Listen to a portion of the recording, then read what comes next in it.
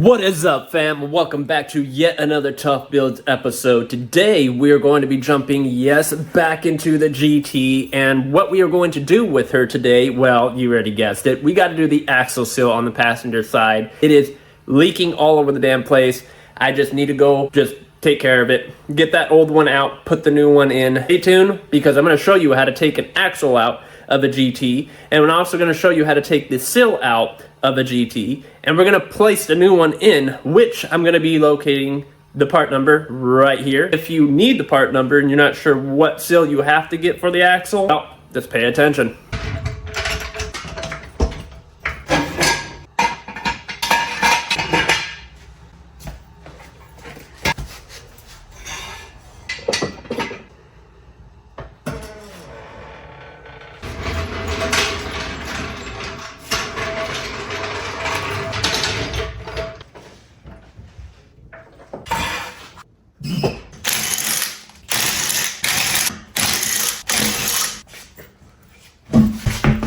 Before I go ahead and do this seal, ladies and gentlemen, we're going to be changing out the oil in the pumpkin anyways. Might as well just drain it. And the best way, like I always say, make sure that you can take your fill plug out before you take your drain plug.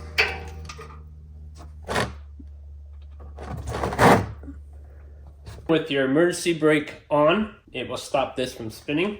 We're going to go ahead and break this guy loose.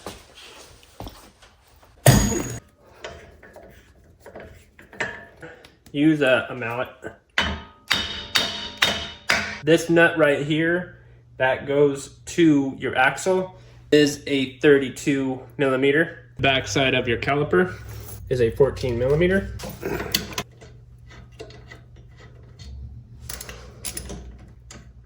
This time you're going to want to release your parking brake, pull the caliper off from the bracket. We have this 10 millimeter up here. This 10 millimeter, you're going to want to remove that. You get a lot of slack out of this line right here. You might have to hit the bracket that holds your ABS, and your ABS is really easy to get out. So all you got to do is just pull it right out. Now we got to loosen up the spindle from the arm. And ladies and gentlemen, that is going to be a number 15. You're also going to need a 19 as well. Make sure you grab yourself a deep 19.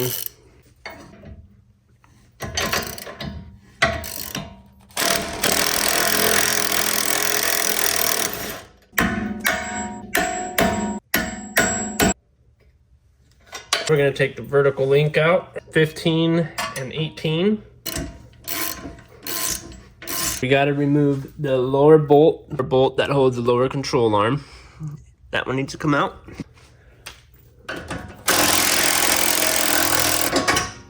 Tap the axle.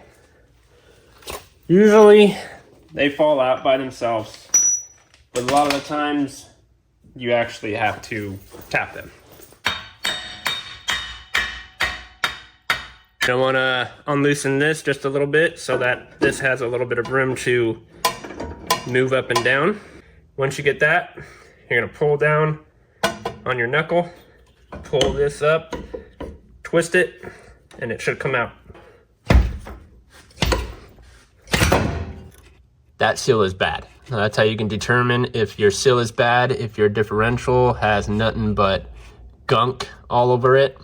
I would keep an eye on the fluid. When I drained this fluid out through this axle, there wasn't very much in there at all. I'm going to show you now how to take this seal off, and it is going to be a mother humper, because especially if you have the exhaust, feel free to take the exhaust off if it makes it a lot easier, but you're going to have to get in there with either a seal puller, and most of the time they don't even work. You're going to be better off doing a flathead and a little tiny hammer to just pound it back off. Your new one's a little different though. You need to put a piece of block of wood to make sure that it goes in there very straight, because you don't want it to be crooked. It will damage the seal. You can even use seal installers where you can get anywhere locally. Any automotive parts, or Harbor Freight sells them too. And just find the right size that will be around the aluminum, because you don't want it to be around the rubber, obviously. Seal is out. As you guys can tell, I punctured a hole right under the outskirt. And the way that you have to do it is you grab yourself a flathead and a big mallet. Take your flathead. Make sure you don't damage your diff, by the way. Be really careful. You get it from the bottom, right there, as you guys can tell, the hole right there. You put your flathead in it, and you just keep smacking the bottom of your flathead until it makes an insertion. And basically, when it does that, it will start pushing the sill away, just like that. And you'll start noticing that it just falls right out. When you put the new one in, it will set in straight and not crooked. Use a piece of wood if you can get one, or you can always rent one of these girls. This will help you get your sill back in. If this fails and you can't use this, a brick of wood, but you're gonna have to lower your exhaust because there's no way in hell you're gonna be able to get a brick of wood on top of the sill. That needs to go in there and hammer it in at the same time. At least this girl here has an arm that you can hit on, right there. They have every size. It's all you gotta do is just match it up with the outskirt. That one will. So you're gonna take the biggest one and you're gonna hammer that in, just like that. I cleaned my differential, as you guys can tell.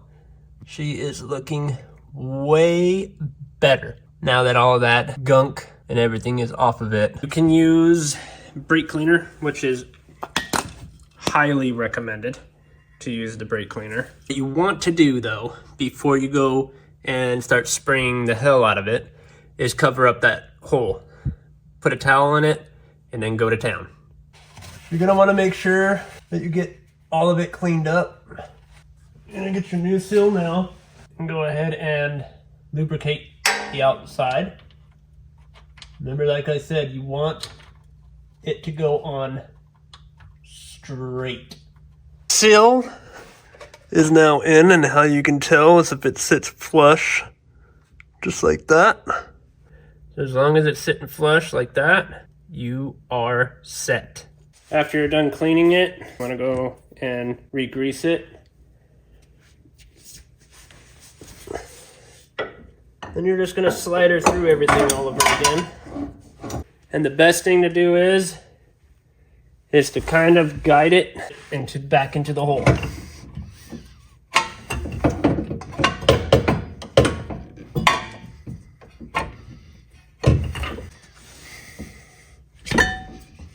Now, if you can pull on it and it comes out,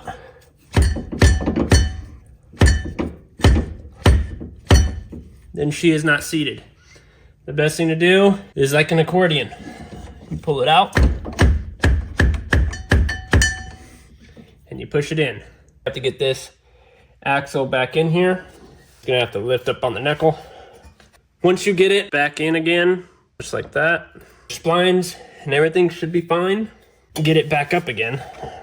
Now it's just all about putting the bolts back in and then feeding the splines through, putting the nut back on. You're just gonna leave everything loose because you don't want to tighten everything. And the reason for not tightening everything is so that way you have ability to turn everything around if you need a little bit of adjustment. It's always good just to leave everything loose until everything is in one. Once it's all together, go ahead and tighten it down. Your caliper is not included. I'm talking about all the control arms and everything that you need to make sure that those are screwed down. Don't tighten them. Just trust me, because you won't be able to get your center links on. Your center link goes here. Remember, like I said, you're gonna want to leave them at least somewhat loose. Okay, that should be good enough for that one. And now we have center link still. We got this girl here. This one's really easy. You can easily pull her down. We're gonna be focusing on this girl now. We gotta get the bolt back in. I need to get a new one, actually. I just realized that this girl is bent. I'm gonna show you how to get this one back on, and then we just have this one, guys, and then it's just about tightening everything back up and putting our nut on the center. Here, you can actually do that now. You can thread it in just a little, just to get it started. So now all you're gonna have to do is lift up, put the bolt in the hole. And there we go. I'm gonna tap her back in. Put the nut on there. It's gonna be an 18 for that. So that you have this somewhat tightened. Now we're gonna go to the vertical link. Bolt goes in this way.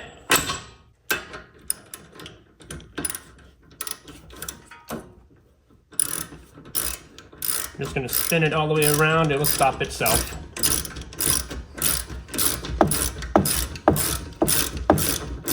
Now you can go ahead and start tightening up all your bolts. These, if you want to be technical, Ford has a site that will direct you to what torque each bolt takes. I just pretty much tighten them up to about 85 foot-pounds, each one of them. This one is 125 pounds. So your spindle nut is 125 foot-pounds. But your rest of them, doesn't really matter. You can go ahead and just tighten them down. But like I said, I like to get a little technical with things, and I like to use my handy dandy torque wrench here. So what I'm gonna go ahead and do, guys, just for you, is we're gonna get it up to 85 foot-pounds.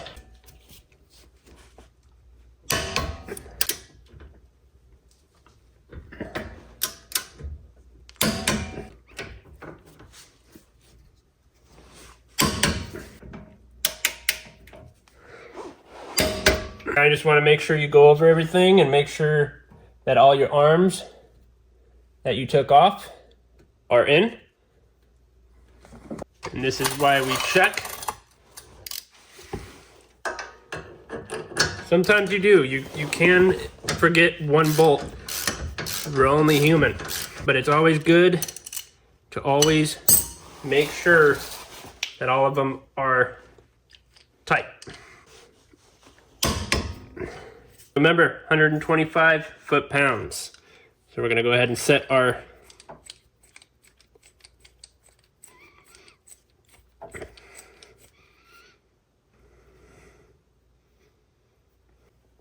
to 125 foot-pounds.